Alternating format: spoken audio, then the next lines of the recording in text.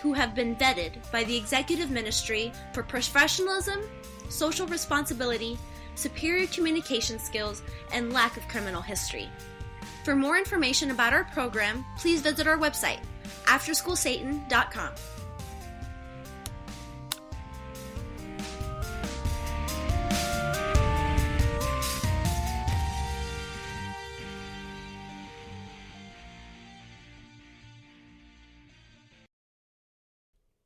And welcome back, everybody. Thanks for listening into our PSAs. We appreciate your patronage during the show. Hairball? Like we don't have enough of those around the house, right? Right. So, let's try to concentrate a little bit more on some positive notes. I know that's going to be kind of difficult and different and stuff. Yeah. See, everything was really nice and calm until Kara made eye contact with the dogs. Now the dogs are here, expecting attention. As usual. Yeah, my bad. Yeah, oh, that's okay. So, yawn. Yeah, it's been a long week. For those of you who don't know, we do, spend a lot of time working during the week. We both have full-time jobs. We get up at 3 o'clock in the morning every day, and we're not usually ready home and into bed until 6, 7 o'clock at night. And so, we are like up past our bedtime at this point. See, she's already yawning and everything. Sorry. She's already passing out and stuff like that. I'm not passing out. That's what I'm telling everybody. So, but there's a lot of people out there that want to have a voice and just have not figured out how to have that voice yet. So, I think that people need to start trying to focus on how to engage that voice. Okay, there's a lot of different ways we can do it. Okay, let's look at some positive notes here. If you really have something that you want to say to your legislature, whether it's a state legislature, federal legislature, whatever, okay, there's different ways to do it. Most federal legislatures don't publish their email address anymore because they had full email boxes all the time. And apparently their staff is not big enough to be able to go through and weed out all the emails, blah, blah, blah. Oh, they have a staff. Well, of course they do. So the best thing to do, okay, writing a letter, bad idea. Okay. If you write a letter and you drop it in the mailbox, it could be 2-3 weeks before anybody actually reads it. So if you have some sort of issue with a bill that's going through committee, when you write a letter, it's already out of committee and either on the floor and voted on or dead by the time your letter gets there. Okay. Now, if you're just writing general, then, mail's not a bad way to go. It's inexpensive, 55 cents a letter or something like that these days. So you could easily type up a really lengthy letter and send it to your legislator, either at the federal or the state level. Now, one of the things you need to remember, whenever you send a letter, whenever you make a phone call, whenever you send an email, there are certain things that need to be in the email. Okay? Your name, what district you're in, whether it's a congressional district, legislative district, depending on who you're writing to. Okay, for example, if you're writing to your congressman for the U.S. Congress, you want to put, I'm in CD4, I'm in CD5. If you're writing to the state legislature, I'm in LD16, I'm in LD18, etc. So, your name, your district, the fact that you are a registered voter, and then go to the issue, okay? Because the filters pick those things out first, okay? Anything that doesn't have those things in it, whether it's email, letter, phone call, whatever, then it gets shuffled to the back, okay? So you want to make sure that you say in your whatever correspondence venue you're using, your name, your district, that you are a registered voter because they listen to that shit, and then what your issue is. And apparently somebody on a motorcycle is about to die because we can hear them revving up from here. Roadkill. So always make sure that those are always included. And that's important because you could send 80 letters a week, and then one person can send one letter, and if that information that Scott just said isn't included, it's basically going to just hit the trash heap. Right. So you have to make sure that you have those involved or those in there somewhere. So from there, okay, use the email addresses. Like the Arizona State Legislature, their email addresses are all listed on www.azleg.gov. You can go to the legislature, you can find out where they're at, and you can actually do that. Okay? So, that's one way that you can become involved. But beware, they get a lot of emails. Yeah, they do get a lot of emails. So you want to make sure that those parts are in the emails because those usually get through the filters and are at the front. The second thing that you can do if you want to get involved, especially here in Arizona, is sign up and get your Request to Speak bill tracker login ID and actually start participating with the bills at the Capitol.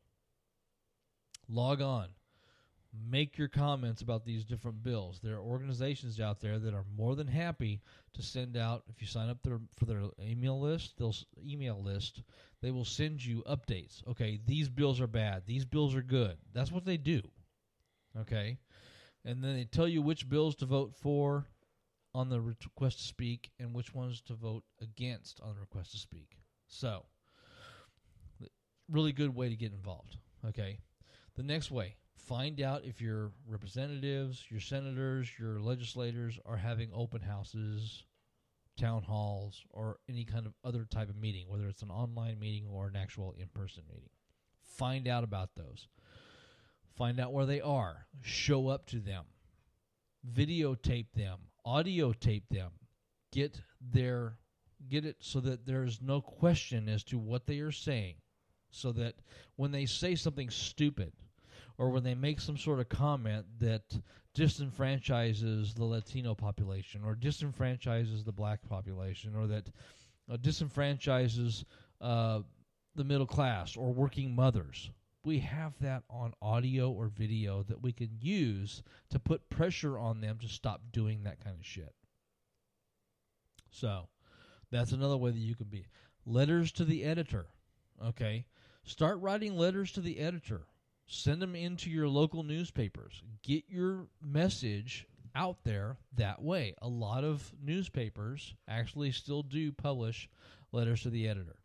And they will take those and publish them. And it's a good way for you to get information out there to make yourself heard. Okay?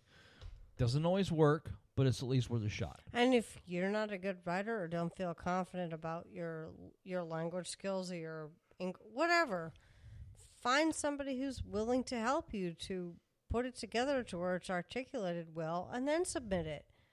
I mean, it's not a difficult thing. We're not all like really awesome writers, but if you have an idea and you want it well articulated, find somebody that can actually put it into words. Yeah, put to the where it idea sounds down. well. Put the idea down, and then take it to somebody that has really good communication skills, and let them actually write the actual article, and then you submit it. Is actually really easy to do. Ghostwriting, whatever you want to call it, there's nothing shameful in it. And the other thing you can do is vote. Okay? Don't stay home. Don't boycott. Don't boycott. Don't stay home. Actually go and vote. And don't just you vote, but take your friends. Okay? Other things you can do, you can get involved locally. Get involved with your local Republican or Democratic organization, whatever. Okay, regardless of political affiliation. Start getting involved with some of the activists in the area for things that you believe in. If you believe in animal rights, find the animal rights organizations in your area and get involved. Actually get out there and get involved with them. If you're all about helping the homeless, find your local homeless helpers organizations and get out there and help.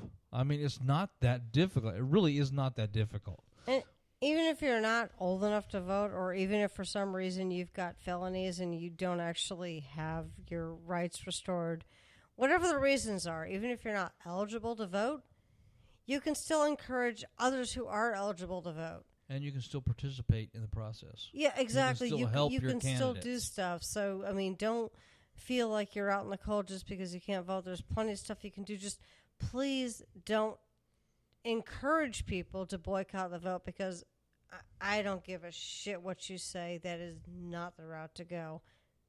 Well, I mean, look at it. In We all need to have our 2014, voice made. in 2014, we had a whole bunch of Latinos that voted or told people not to vote, that discouraged people from voting, that told people, oh, these people are not going to help you, blah, blah, blah. Puente. I don't know about that. I don't know. I don't think it was Puente. Oh, anyway. It was specific individuals. It was awful. Okay. And so we had people that lost their seats.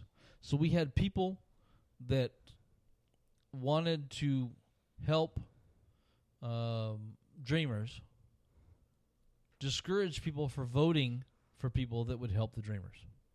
So they basically shot themselves in the foot by electing the people that wanted to put them in irons and send them across the And board. Dreamers can't vote, just for the record, just so people know. People are like, oh, all these illegal immigrants are voting. Yeah, no, No, they're they're not. fucking not. Educate yourself. Okay. Yeah, they're not. Seriously. They're not stealing your jobs. They're not voting. They're not taking over the country. Get over it, okay? Stop listening to fucking Alex Jones or any of these other people that are specifically doing everything they can to make you afraid of what's going on in our country. Because that's what stops you from participating. If you want to listen to Alex Jones, then please stay out of the political process.